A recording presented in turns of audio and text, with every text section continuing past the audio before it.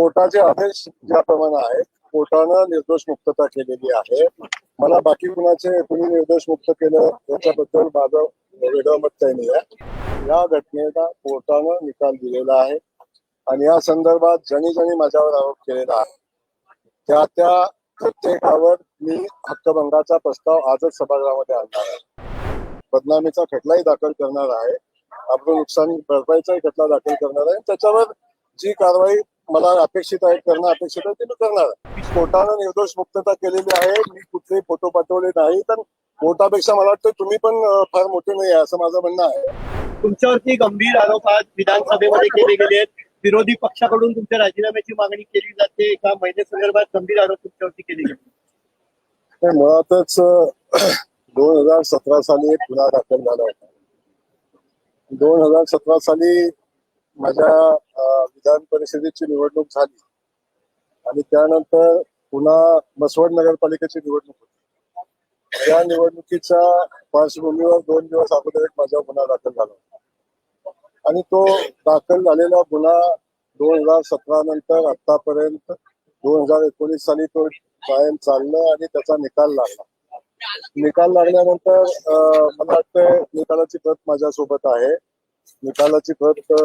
माझ्यासोबत आहे. निकालामध्ये कोर्टानं मला निर्दोष मुक्त केलेला आहे आणि जप्त केलेला मुद्देमाल बाकी मोबाईल जे आहे तो नष्ट करण्याचे आदेश कोर्टानं त्याच वेळी दिलेले आहेत.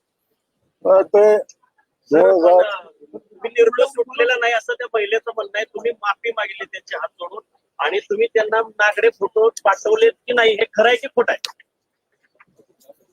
तुषारजी, तुम्हाला खूप गडबड आहे. मी उत्तर देतोय, नंतर प्रश्न विचारा. तुमच्या प्रश्नाला मी नाही सांगतोय, कोर्ट सांगते. कोर्टाचे आदेश ज्याप्रमाणे आहेत, कोर्टानं निर्दोष मुक्तता केलेली आहे.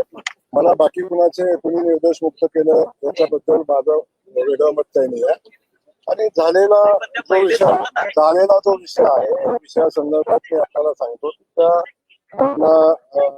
घटली 17 साली 19 साली निकाल लागला आणि निकालामध्ये मला निर्दोष त्या ठिकाणी कोर्टाने मुक्तता केलेली आहे. मला वाटते या देशात लोकशाही आहे. लोकशाहीमध्ये आपल्या सगळ्यांच्या समोर सर्वोच्च न्यायालय आहे आणि न्यायालयाने जे निकाल दिलेला आहे त्याला 6 वर्ष झालेली आहेत. आज 6 वर्षानंतर हा विषय पुढे आलेला आहे आणि मला माहिती आहे की किमान आपण कुठल्या वेळी हा विषय समोर आणावा किंवा काय कुठल्या वेळी काय बोलावं, याला काय राजकीय लोकांनी काय मर्यादा ठेवली पाहिजे ही माझी मनापासूनची भावना आहे. माझ्यासारखा एका सामान्य कुटुंबातला ज्या युवकांना ज्या वडिलांचं माझ्या 7 दिवसापूर्वी निधन झालं, 8 दिवसापूर्वी, मी काही भावनिक त्या विषयात करत नाही, परंतु ज्या वडिलांनी माझ्यासाठी पर्यंत संघर्ष करून मला मोठा केला आणि वाढवला, इथपर्यंत आणलं, त्यांच्या मृत्यूनंतर त्यांचा अस्थि विसर्जन सुद्धा करू दिले नाही. इथपर्यंत एवढ्या खालच्या पातळीचं राजकारण विरोधकांनी करावं आणि असं मला अपेक्षित नव्हतं. पण ठीक आहे, शेवटी राजकारणात सगळ्या गोष्टी राहतात. मी जबाबदार पदावर काम करतो, माझ्याही काही जबाबदाऱ्या आहेत आणि मला विचारलेल्या प्रश्नाचं उत्तर द्यायची माझी जबाबदारी आहे.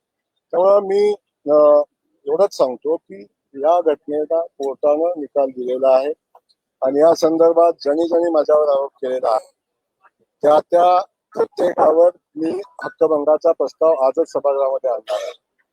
संबंधितांच्यावर मी माझ्या बदनामीच्या संदर्भात केलेलं काम आहे, त्या संदर्भात मी माझा बदनामीचा खटलाही दाखल करणार आहे, आपलं नुकसान भरपाईचाही खटला दाखल करणार आहे. त्याच्यावर जी कारवाई मला अपेक्षित आहे, करणं अपेक्षित आहे, ते मी करणार आहे. विषय पुढे सुरू होती. महिला निर्दोष मुक्त केल्यानंतर सुद्धा तुम्ही आता शिक्षा ऐकल्यानंतर त्या महिलेला त्रास सध्या देतात असा थेट आरोप संजय राऊत यांनी माझं म्हणणं हेच आहे की जयकुमार गोरेंनी त्रास दिला किंवा नाही दिला या संदर्भात पोलिसांनी चौकशी करावी.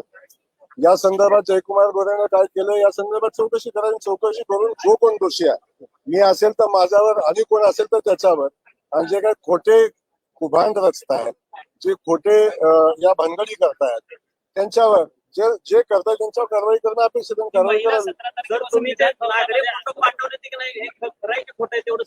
मी तेच सांगतो की कोर्टानं निर्दोष मुक्तता केलेली आहे. मी कुठलेही फोटो पाठवले नाही, तर कोर्टापेक्षा मला वाटतं तुम्ही पण फार मोठे नाही आहे असं माझं म्हणणं आहे. त्यामुळे माझं म्हणणं एवढंच आहे. कोर्टाची ऑर्डर वाचले त्याच्यात वाचली. लिहिलंय ते वाचली. स्पष्ट लिहिलं वाचली. तुम्ही कुठल्या अवस्थेत वाचली. फोटो पाठवले ते सगळं वरलं नाही कोर्टाच्या याच्यामध्ये. त्यामुळं माझं याच्यापेक्षा वेगळं काही म्हणणं नाही. मी आपल्याला जे म्हणणं सांगितलंय ते ऑन रेकॉर्ड आहे.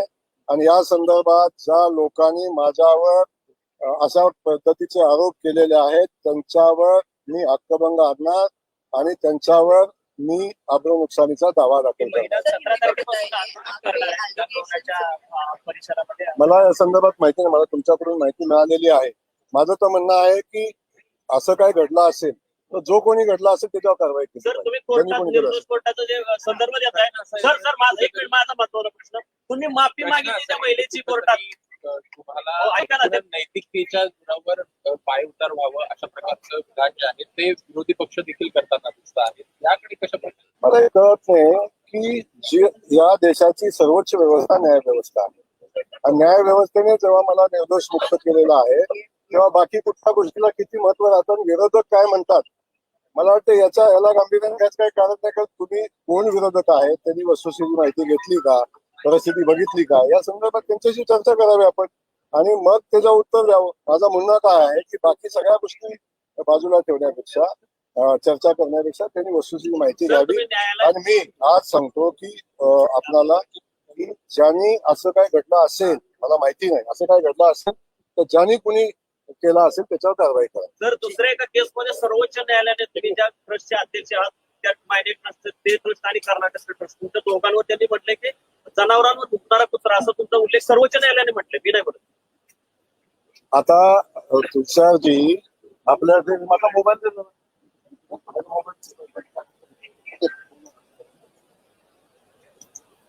आपण फारच तुषारजी पत्रकार म्हणून आपली पत्रकारिता फार उच्च दर्जाची आहे. मी सांगतो मी सांगतो कोर्टात तुमचा ऐकून घ्या ना. तुमचा ऐकतोय मी तुम्हालाही सांगतो.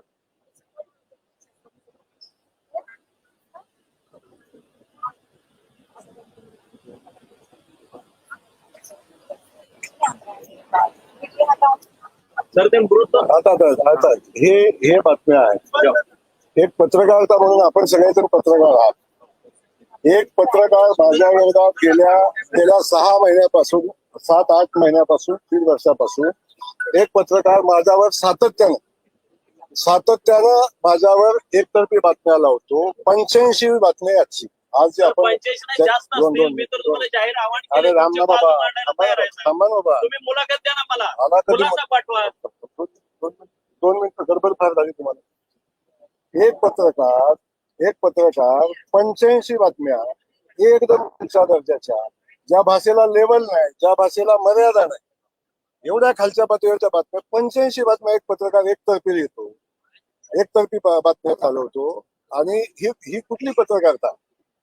या संदर्भात आपल्या माध्यमातून मला आपल्यालाही माझी विनंती आहे की एखादी गोष्ट जेव्हा आपण समोर आणता चर्चा करता सातत्यानं 85 बातम्या एक तर्फी खालच्या म्हणजे जेव्हा संसदीय पत्रकारितेची भाषा नाही अशा पद्धतीच्या भाषेमध्ये आपण ज्या बातम्या देता छापता मला वाटते अशा पत्रकाराला उत्तर द्यायला मी बांधील नाही.